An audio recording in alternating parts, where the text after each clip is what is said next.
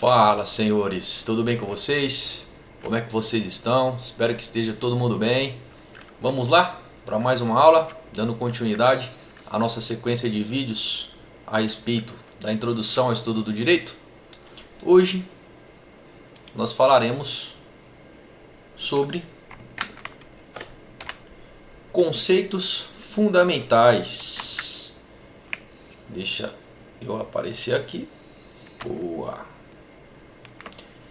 Conceitos fundamentais. Senhores, no vídeo anterior, ao qual nós falamos a respeito da etimologia da palavra direito, do significado da palavra direito e de onde ele advém, alguns conceitos foram ditos e eu considero particularmente esses conceitos como fundamentais para que a gente compreenda o que é direito e possamos assim dar continuidade aos nossos estudos. Portanto, nessa aula de hoje, eu trarei a vocês aqui alguns conceitos fundamentais do direito e seus respectivos significados. Então, sem mais delongas, vamos para a aula de hoje. E, de início, eu gostaria de falar com vocês sobre o direito natural, ou também conhecido como jusnaturalismo. E o que diz, ou melhor, o que é o direito natural? O direito natural é aquele cujo a origem é a própria natureza humana. Ou seja, senhores, é um direito que é inerente à própria essência humana. É aquele direito que todo cidadão possui, detém, pelo simples fato de ser um ser humano. Então, o direito natural, os adeptos da teoria do direito natural, do jusnaturalismo, creem na existência de um direito cujo a origem é a própria natureza social humana. Percebam que o direito natural ele não é, em sua maioria, um direito escrito e muito menos criado pelo homem ou pelo Estado. Ele é um direito que precede a lei escrita, precede o direito positivo. É aquela concepção que eu trouxe aos senhores no vídeo anterior do direito, dos costumes, das relações interpessoais que eram passadas de geração para geração, dos pais para os filhos, para os netos, para os bisnetos, para os tataranetos. Em sua maioria, senhores, regras de conduta, regras de vivência, costumes, são direitos que pertencem a todos os tempos. Todos os tempos. E, como eu já disse, que precedem a lei escrita e o direito positivo.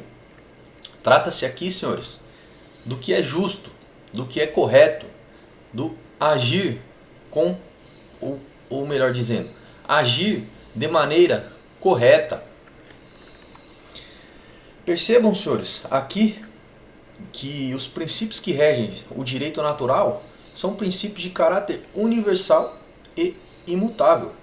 Ou seja, senhores, universal é inerente a todos os seres humanos e imutável, que é aquilo que não muda, não se transforma.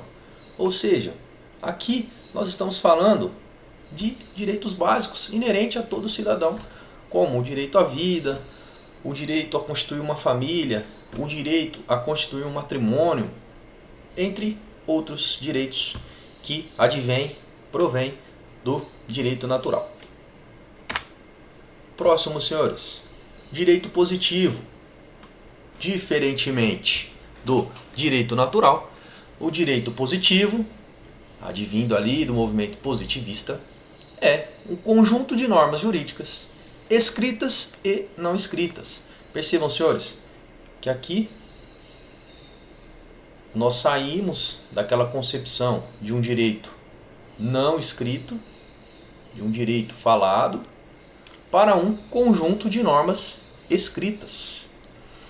E quando que esse direito positivo, esse positivismo, vai surgir? O direito positivo, senhores, ele surge na transição entre a Idade Média e a Idade Moderna, mais ou menos ali meados do século XVIII ao século XIX. E ele surge como uma barreira aos arbítrios dos reis absolutistas. Como eu disse a vocês na aula passada, o direito positivo sofreu grande influência do iluminismo, que traz aquela concepção da razão humana, saindo ali do campo do divino e lutando contra as arbitrariedades dos reis, dos monarcas, do papa, do clero, entre outros. Então, é um direito que sofre forte influência do iluminismo e movimentos constitucionalistas, como a Constituição dos Estados Unidos, de 1787, e a Constituição Francesa, de 1791, que são aí os marcos do direito positivo, que traz consigo um novo conceito, qual seja a lei escrita, a lei positivada, a lei tácita, escrita ali por um doutrinador, por um jurista, num código que mais para frente dará ali brechas, abrirá caminhos para a criação de outros ramos do direito, como o direito, tanto o direito público quanto o privado, né? O direito civil, constitucional, direito do consumidor, entre outros. Nesse momento, o direito ele passa a ser a produção da vontade humana a partir de sua criação, ou seja, a partir da criação da norma, da lei, pelo Estado. Percebam aqui a presença do agente estatal, mais uma vez. Sabendo você que aqui nós já temos uma ideia mais consolidada e conformada sobre o contratualismo, sobre o pacto social, que sofre ali grande influência de Thomas Hobbes, Rousseau, entre outros. Seguindo, o direito, senhores, ele pode ser objetivo e também subjetivo. O direito objetivo traz a nós a ideia de um conjunto de normas escritas. Então, o direito objetivo é um conjunto de normas jurídicas de uma determinada sociedade, de um determinado povo em um dado momento. Já o direito subjetivo seria o direito inerente à pessoa, ao ser humano, em razão do direito objetivo, ou seja, da existência de um direito objetivo, estrito e positivado, consolidado. Percebam que aqui no direito subjetivo é o que nos dá a possibilidade de fazer ou deixar de fazer algo que esteja ou não previsto em lei. Vocês conseguem, senhores, então, compreender essa diferença entre o direito objetivo, que seria, em curtas palavras, a lei, o que está escrito no texto da lei, e o direito subjetivo, que é aquilo que é inerente à pessoa em razão da existência de um direito objetivo positivado ali na norma, no conjunto, no ordenamento jurídico. E é o que nos possibilita fazer ou deixar de fazer algo, de reivindicar um direito ou de cumprir com o dever que esteja ou não ali previsto em lei. Outro conceito muito importante, senhores, fontes do direito, que diz respeito às origens do direito. Direito aí que ao longo do tempo vem se originando das leis, da jurisprudência, das súmulas vinculantes, dos costumes, os princípios gerais, a doutrina, analogia, clima, fatores biológicos, sociológicos, psicológicos e dentre tantos outros fatores aí que são fontes do direito. E essas fontes, senhores, elas podem ser materiais, que são constituídas por fatos sociais.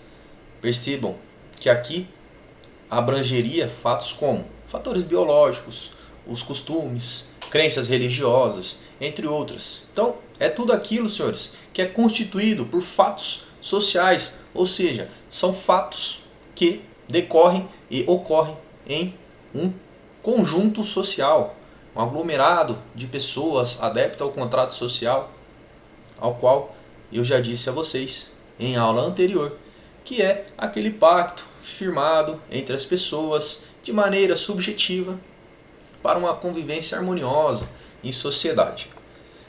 As fontes também podem ser formais, formas pelas quais as normas jurídicas se exteriorizam, tornam-se conhecidas. Professor, e de qual maneira as normas jurídicas se exteriorizam, se tornam conhecidas? Senhores, por meio das leis, das jurisprudências, das súmulas, dos princípios gerais, da doutrina. Então, aqui a diferença entre as fontes materiais e formais é de onde ela vem. Aqui, as materiais, como já disse a vocês, surgem de fatos sociais, e as formais são aquelas formas, são as maneiras pelas quais as normas jurídicas se exteriorizam, tornando-se, portanto, conhecidas por todos os seres humanos. Ordenamento jurídico, senhores. Ordenamento jurídico nada mais é que um conjunto coerente e completo. Gravem esse conceito. Coerente e completo de normas que regem um país, operando de forma integrada. Quando eu falo operando de forma integrada, é a relação, a maneira com que se integra o direito público, o direito privado, o direito civil, o direito penal, direito do consumidor, direito constitucional, direito trabalhista e entre tantos outros que existem aí no nosso ordenamento. Norma jurídica, senhores. Norma jurídica, como os senhores bem sabem, são aquelas regras de conduta impostas pelo Estado para organizar a sociedade. De maneira resumida, norma jurídica seria a lei escrita, tácita e positivada num ordenamento jurídico. E, por fim, direitos fundamentais. O que são direitos fundamentais? Eu comentei muito com vocês na aula anterior a respeito dos direitos fundamentais, advindos ali de uma concepção contemporânea do que é o direito pós Segunda Guerra Mundial, pós Revolução Francesa e a Constituição dos Estados Unidos. Então, direitos fundamentais são aqueles direitos inerentes, ou seja, ele é inerente à pessoa pelo simples fato dela ser uma pessoa, dela ser um ser humano, um ser sociável, dotado de inalienabilidade, isso aqui é quase um trava-língua, mais uma vez, inalienabilidade, tenta aí, fala 3 vezes seguidas aí, vai, inalienabilidade, eu nem vou tentar porque eu não consigo, voltando, dotado de inalienabilidade, ou seja, senhores, eu não posso vender esses direitos que são adquiridos. Direitos fundamentais aqui, senhores, basicamente, em resumo, pois trataremos dele aí em uma aula específica, ao qual falaremos dos direitos fundamentais, são direitos à vida, à liberdade, à segurança e tantos outros direitos aí que hoje são considerados fundamentais. São direitos também, senhores, dotados de imprescritibilidade, ou seja, são imprescritíveis. Esses direitos não vencem com o decorrer do tempo. eles não se exteriorizam, não se excluem com o passar dos anos. E também são dotados de universalidade, por ser inerente a todas as pessoas. Certo, senhores? Então, vamos lá? Vamos treinar? Vamos fazer algumas questãozinhas aí para colocar em prova o que nós acabamos de aprender aqui. Questãozinha bem tranquila da VUNESP. Foi para o TJ do Pará, cargo de analista judiciário. No ordenamento brasileiro, as fontes jurídicas são categorizadas em materiais e formais. Sendo que as fontes materiais, preste atenção, senhores, isso aqui já fica como dica de prova. Vai grifando aí o que a questão está pedindo para você não se confundir. Aqui ele está pedindo a fonte material do direito, certo? Então vamos lá. São os meios pelos quais o direito se apresenta: leis, regulamentos, decretos, jurisprudências, doutrinas, tratados e outros. Já as fontes formais se fundamentam na origem e na história do direito, bem como na sociologia, na ética, na política e no costume. Vamos lá, vamos dar continuidade. São os materiais impressos existentes nas editoras, livrarias e bibliotecas, ao passo que as fontes formais englobam todos os tipos de fonte, principalmente aquelas em formato eletrônico e digital.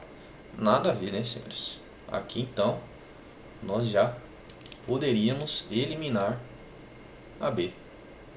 Materiais impressos existentes nas editoras não tem nada a ver com as fontes do direito. Eu disse a vocês que são onde se origina, né, o direito. Vamos lá, alternativa C. São as fontes legislativas representadas pelas normas superiores, leis, projetos de leis, decretos, medidas provisórias, acordos e tratados. Já as fontes formais são as fontes doutrinárias e jurisprudenciais retratadas pelas decisões dos tribunais. A C também esquece. Não pode ser, não tem nada a ver com o que nós acabamos de tratar. Expressam juridicamente as fontes formais, dando-lhes o caráter de direito positivo. Já as fontes formais fornecem a matéria para a elaboração do direito, constituindo as causas histórico-sociais, ético-valorativas, etc., de sua construção e modificações. Também nada a ver, senhores. Já eliminamos aqui então 3 alternativas. Alternativa E. Fundamentam-se na origem e na história do direito, bem como na sociologia, na ética, na política e no costume. Já as fontes formais são os meios pelos quais o direito se apresenta: leis, regulamentos, decretos, jurisprudências, doutrinas, tratados e outros. Vamos lá, senhores. Uma questãozinha igual a essa, vocês poderiam aí ficar em dúvida, se confundir entre a alternativa A e a alternativa E. Vamos analisar as duas então e ver aqui qual está certa? Então, ó, note que a pergunta está relacionada a o que é a fonte material do direito. Lembrando, disse a vocês que são duas as fontes materiais e as fontes formais. São os meios, as fontes materiais, senhores, são os meios pelos quais o direito se apresenta. É esse o conceito de fonte material? Leis, regulamentos, decreto, jurisprudência, doutrina, tratados e outros. Já as fontes formais se fundamentam na origem e na história do direito, bem como na sociologia, na ética, na política e no costume. Não, senhores. O primeiro conceito, esse primeiro conceito, são os meios pelos quais se apresenta e está relacionado às fontes formais. Portanto, aqui nós já poderíamos eliminar também a letra A, restando somente a letra E. Vamos ler aqui para ver se está correto. As fontes materiais fundamentam-se na origem e na história do direito, bem como na sociologia, na ética, na política e no costume. Já as fontes formais são os meios pelos quais o direito se apresenta. São as leis, regulamentos, decretos, jurisprudências, doutrinas, tratados, entre outros. Certa alternativa, senhores. O primeiro conceito trata das fontes formais, das fontes materiais, e o segundo conceito traz para a gente aqui também a concepção de fonte formal. Se vocês voltarem, espero que vocês tenham anotado, eu disse a vocês que as fontes materiais são constituídas por fatos sociais, já as formais são as formas pelas quais as normas jurídicas se exteriorizam. Então, aqui, as fontes materiais.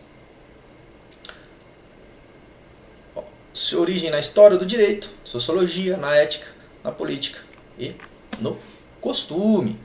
E aqui, percebam, né? Retornando aqui, era a linha de raciocínio que eu ia tomar com vocês.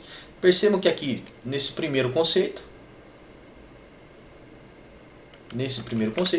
traz pra gente aqui a ideia dos fatos sociais, que eu disse a vocês, os costumes, sociologia, a ética, a moral, e o segundo, as fontes formais, são os meios pelos quais o direito se apresenta.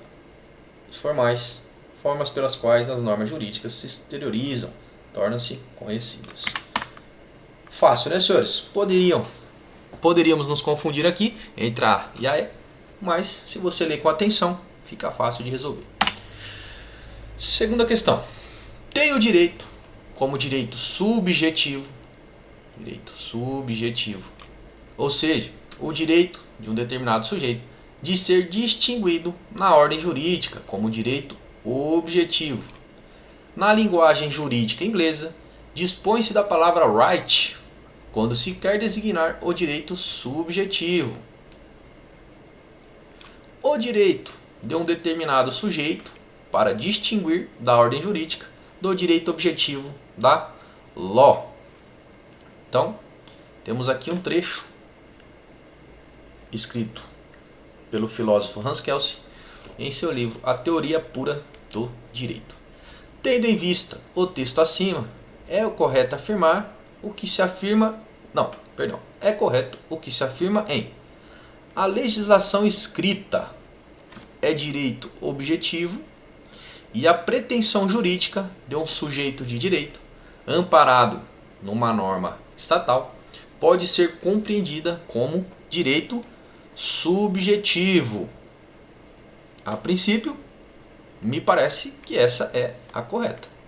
Vou até marcar ela aqui. Alternativa B.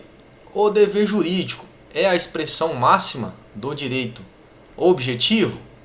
Não, senhores.